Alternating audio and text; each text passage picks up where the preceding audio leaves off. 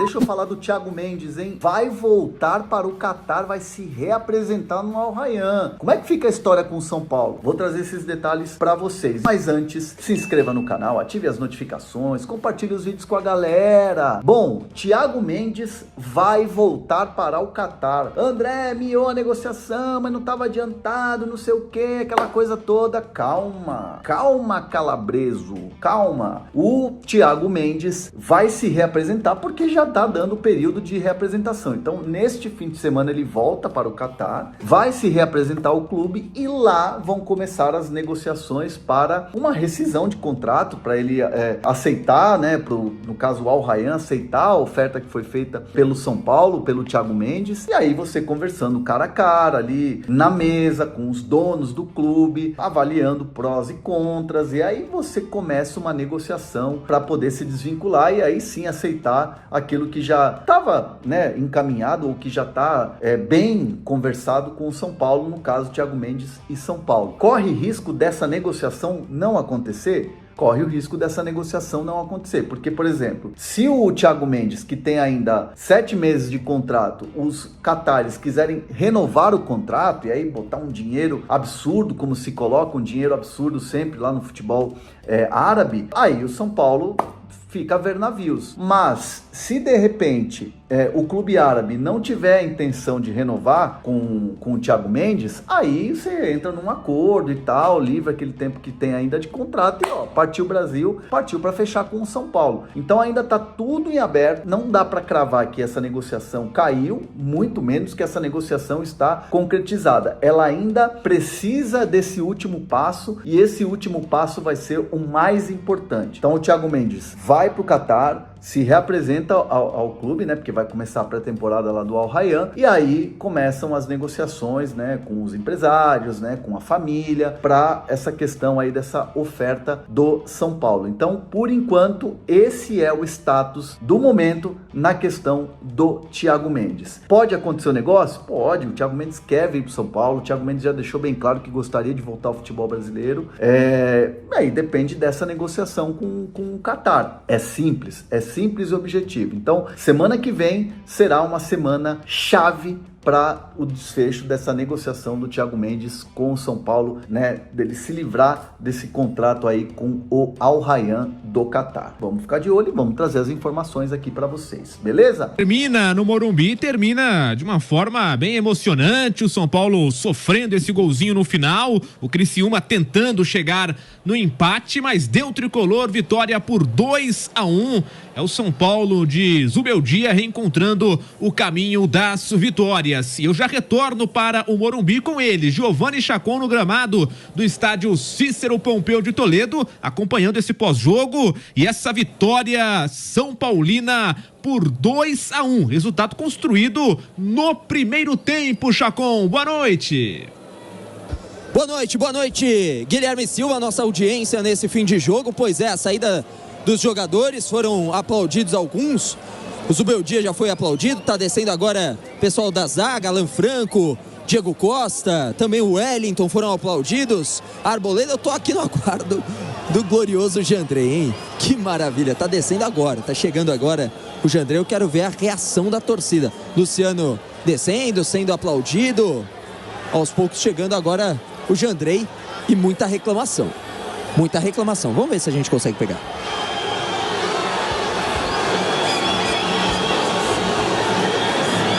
Levanta a mão, pede desculpa o Jandrei. O erro completo dele no gol do Criciúma. E depois a defesa em 2 tempos que deu uma emoção que não precisava, né? Não precisava dessa emoção, mas o São Paulo volta ao caminho das vitórias com uma boa atuação, principalmente da primeira etapa. Construiu a vitória no primeiro tempo, no segundo acabou administrando o resultado e sai com a vitória. Agora o bate-papo também dos jogadores, saída dos dois times muito pacífica, amigável, né? Como já esperado. 2-1, vitória do São Paulo. Voltamos já na zona mista. Gabriel Dias vai estar com a gente em breve. O Guilherme Silva. 2-1, São Paulo, vitória do Tricolor. Tá certo. Valeu, Chacon, com as informações do São Paulo. Trazendo os destaques do tricolor paulista. O Chacon, então, como ele disse, volta já já na zona mista do Morumbi com os jogadores e também a palavra do técnico Zubeldia. Flávio Prado, vitória do São Paulo por 2-1, e é aquele resultado que, claro, sofreu um pouquinho agora no final com esse gol ali do Criciúma, mas mais do que tudo, claro, é importante voltar a vencer, dar mais confiança, né? A gente sempre cita isso, né? Um time que tá em baixa tende, né, a ter essa desconfiança, e quando começa a vencer, foi o caso do São Paulo recentemente, emplacou uma boa sequência e agora vence o Criciúma em casa por 2-1. São Paulo, 7º colocado, com 18 pontos no Campeonato Brasileiro. Flávio, boa noite. Boa noite, Guilherme. Boa noite, amigos. Tudo muito louco aqui, né? Há uma semana o time do São Paulo era isso, era aquilo, o Zubeldia, tinha o Zubeldismo e tal, tinha 14 jogos sem perder. Uma semana. Aí perdeu do Cuiabá, perdeu vexatoriamente do Vasco, e hoje já entrou pressionado. Como é que pode isso? E sentindo a pressão mesmo quando tomou o gol. Hoje entrei e falhou, faz parte, acontece. O São Paulo dominou o jogo inteiro, marcou um gol logo no começo, o Criciúma provavelmente tinha um projeto para se defender, teve que sair mais. No que saiu, o São Paulo passou a dominar o meio-campo, o time do Criciúma estava muito espalhado, São Paulo dominou o meio-campo, fez o segundo gol e foi levando o jogo com muita tranquilidade, inclusive tocando de lado e tal. Aí acontece esse erro, isso acontece, né? Antes teve um lance importante que o Alan Franco salvou, o Criciúma chutou 2 bolas no gol, e as 2 no final. E aí aconteceu a falha do goleiro e aí fica esse desespero todo e tal. O São Paulo não é nem espetacular como disseram que era e nem incompetente como se chegou a insinuar. Isso vale para o treinador também. Então, acabar com esse terror, esse desespero, essa euforia, tudo muito exagerado, né? Não tem muita razão de ser, não. O São Paulo está em 7º lugar, está dentro do que ele pode ter. O São Paulo é entre 6º e 12º. Se ele estiver nesse buraco, ele está dentro do poder dele. Está em 7º, bom, melhorou de fase. Está em 12º, está numa fase ruim. E não passa, é por aí o negócio. Quando tiver em 13º, tem alguma coisa fora de controle. Quando tiver em 5º, tem alguma coisa errada com os times que são melhores do que ele. É isso. Não tem mais que isso, é terrorismo, é esperar criar uma expectativa que não é possível ser acompanhada pelo time que o São Paulo tem. Eu vou voltar nesse assunto com você sobre onde o São Paulo pode chegar, porque quando emplacou aquela sequência boa, né, de resultados e tudo, muita gente falava, o São Paulo é time que pode brigar por G4, por Libertadores, pode estar ali entre os 4 primeiros colocados. E aí o Flávio agora, né, diz que não. Eu tenho aqui alguns números, Flávio, do São Paulo como mandante em 2024, e até sobre isso que você falou, né?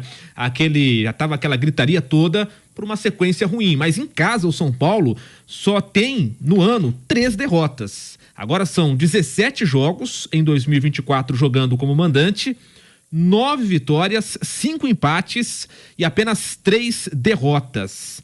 Marcou nesse período 24 gols, sofreu 11 e tem mais de 60% de aproveitamento jogando em casa. É um fator que pesa para o São Paulo, né, almejar ficar na parte de cima da tabela. O fator casa tem pesado nos últimos anos muito para o São Paulo, e hoje esse número também prova isso. Nem com esse fator casa você pensa que o São Paulo pode brigar por G4, Flávio? Você acha realmente difícil o São Paulo chegar na Libertadores via Campeonato Brasileiro?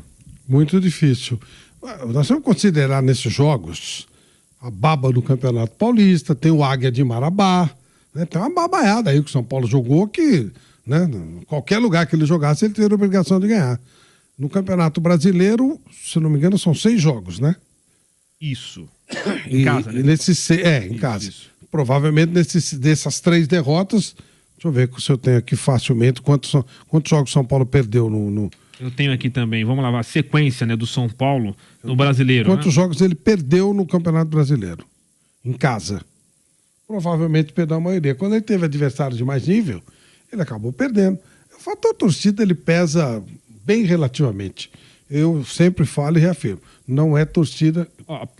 Desculpa, perdeu pro Fortaleza na primeira rodada, né? Uhum.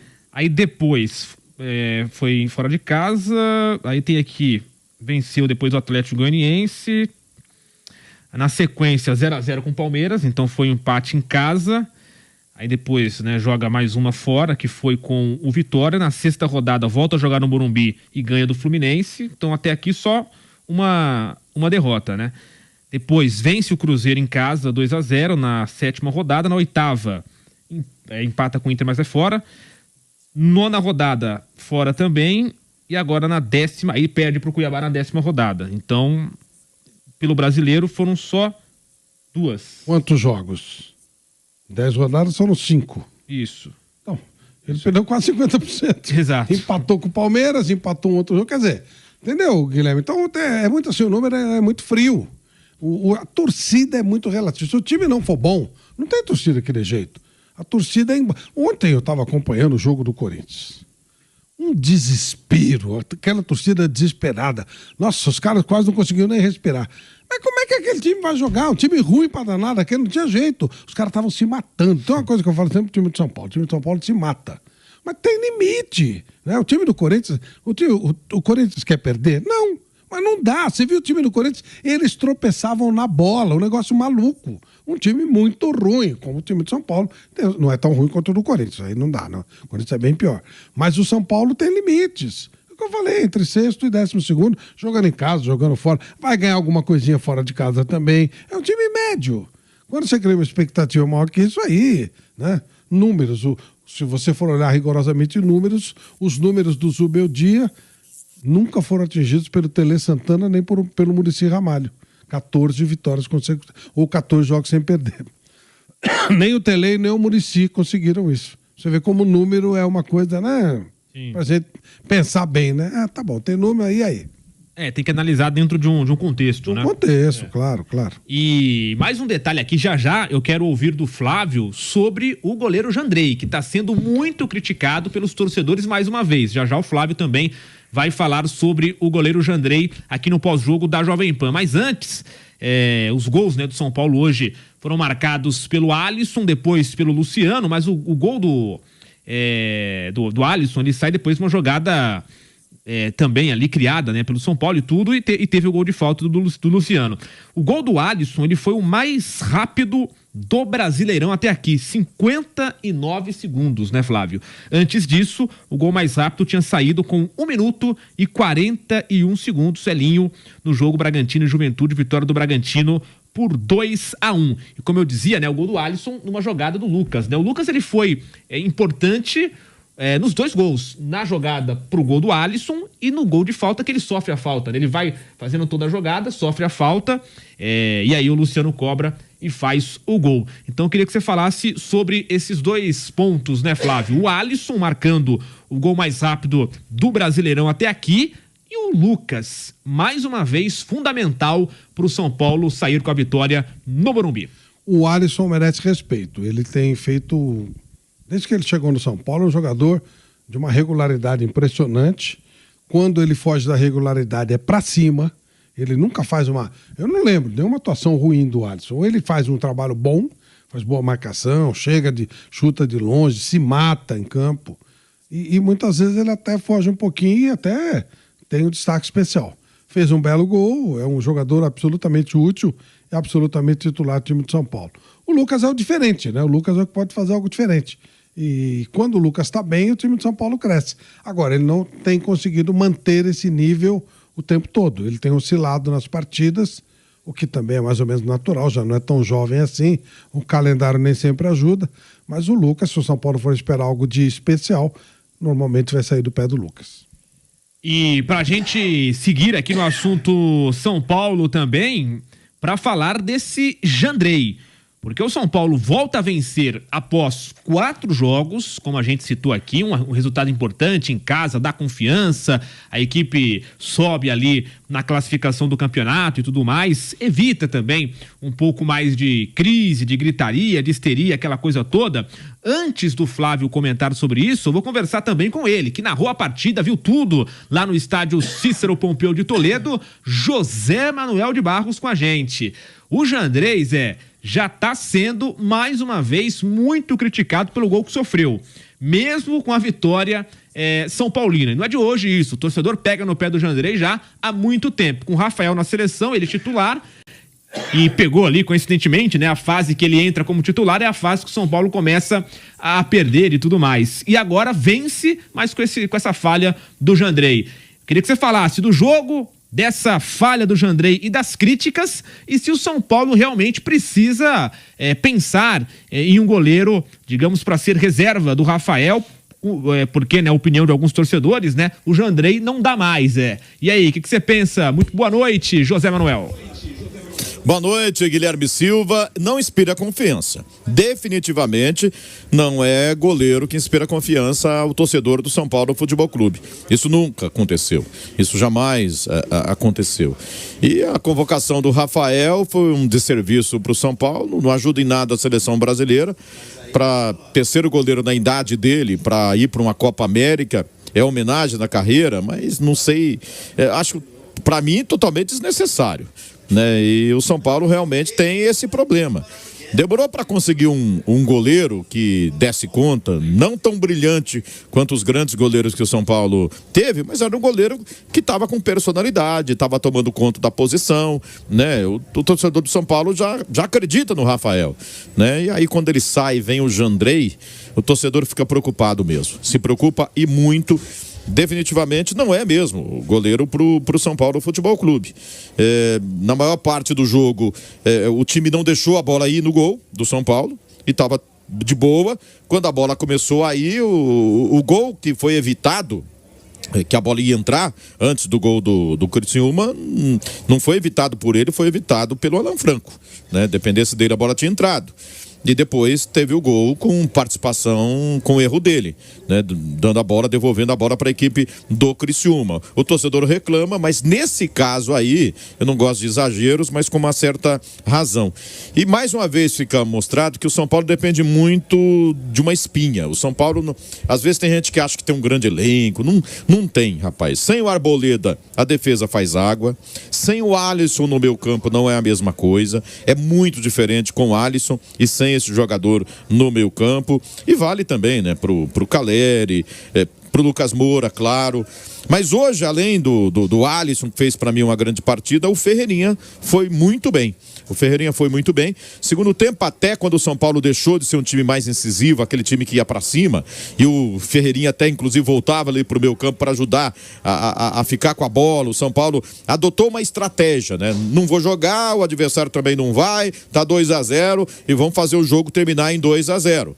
E tava dando tudo certo até os minutos finais, até o erro que saiu o gol lá. E houve algum momento em que o Criciúma cresceu e incomodou de certa forma a equipe do São Paulo. Mas principalmente quando o time estava mais aceso, né, mais ligado no jogo, o Ferreirinha fez uma partida muito boa pelo São Paulo hoje aqui. Lembra o começo do Zubeldia, aquele jogo contra o Barcelona lá em Guayaquil, que ele colocou um time com o André na direita, com Ferreirinha na esquerda, com Caleri e Luciano ali pelo meio, e esses quatro fizeram com que o São Paulo ganhasse lá, ganhasse o jogo na estreia dele, e a vitória fez toda a diferença para o São Paulo depois buscar a classificação para a sequência da Copa Libertadores da América. Então o São Paulo tem que estar no máximo. Esse jogo, por exemplo, de toque de bola no segundo tempo, na estratégia, a gente tem muito jogo, é um jogo em cima do outro, não adianta ficar correndo os 90 minutos, a gente não vai aguentar. Eu acho válida, ok, né? Mas dá para ver que o São Paulo é um time de mais transpiração.